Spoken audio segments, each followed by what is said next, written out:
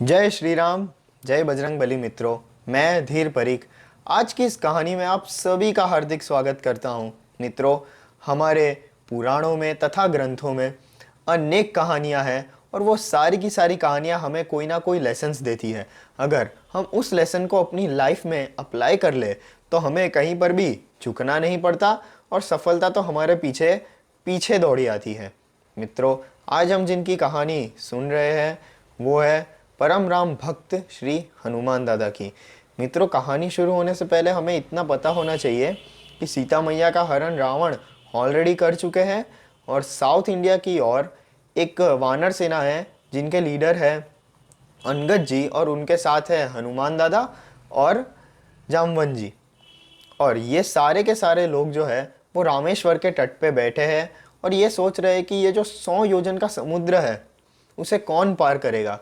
तब जामवन जी हनुमान दादा को अपनी सारी शक्तियों का एहसास दिलाते हैं और हनुमान जी उस 100 योजन के समुद्र को पार करने के लिए मैनाक पर्वत की शिखर पर चले जाते हैं और एक बड़ा सा जंप लगाते हैं। जब हनुमान दादा जंप लगाते हैं तब पूरा नेचर जैसे कि फ्लावर फोना उन्हें फॉलो करता है और इसी के साथ साथ नेचर संदेश देता है कि जब हम धर्म के कार्य के लिए जा रहे हो, धर्म के रक्षण के लिए जा रहे हो, तब पूरा नेचर हमारे साथ होता है। मित्रों, धर्म के रक्षण के लिए महाभारत जो कि बड़ा धर्म युद्ध था उसमें भगवान श्री कृष्ण भी आ गए थे। मित्रों, यहाँ पे धर्म मतलब हिंदू मुस्लिम सिख ईसाई ये सब नहीं है। धर्म का मतलब है राइजियसनेस, जो सही है वो। मित्रों, जब हनुमान जी छलांग लगा के आगे बढ़ते हैं अपने गोल की तरफ, तब वहाँ पे एक मैनाक पर्वत आते हैं जिनके पंख होते हैं। पहले के ज़माने में पर्वतों के भी पंख हुआ करते थे और वो कहीं पे भी जाके बैठ जाते थे, तो जो कॉमन लोग थे वो बड़े परेशान रहते थे।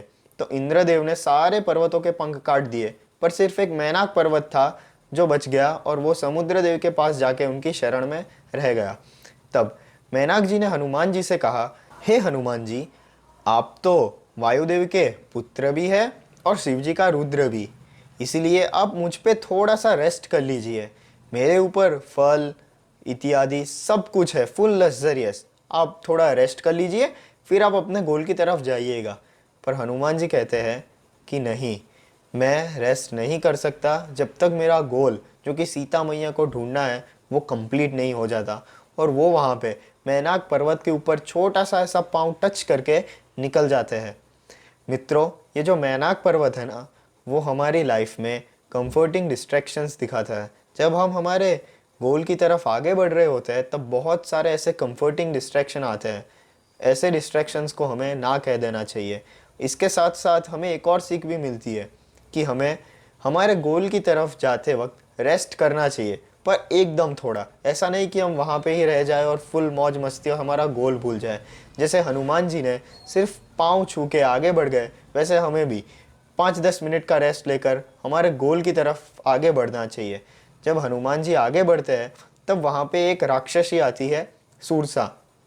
अब ये जो सूरसा है उसे ब्रह्मा जी का वरदान प्राप्त है कि अगर वो समुद्र किसी को पार करना हो तो सूरसा का जो मुंह है उसके अंदर जाकर ही पार होगा।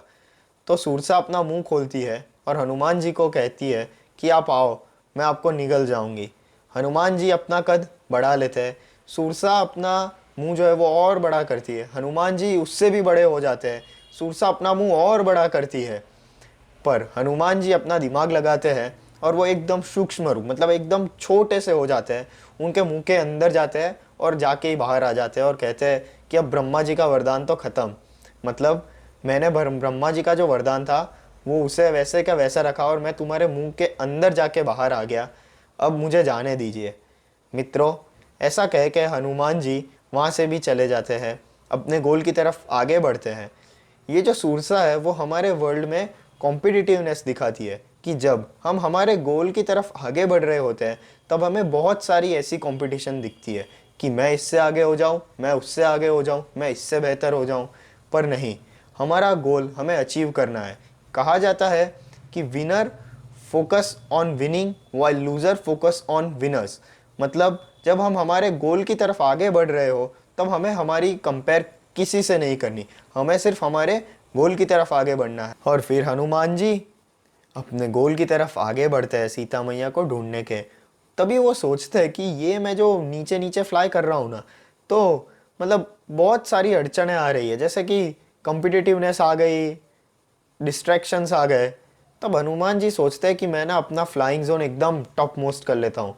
मित्रों, फ्लाइंग जोन डिवाइडेड है, जैसे कि पहला जोन जो है वो बर्ड्स ईगल्स उनका है, फिर उनके ऊपर गंधर्व, फिर ऐसे ऊपर जाते जाते एकदम टॉप मोस्ट होता है वो शिव जी का जोन होता है, फ्लाइंग जोन।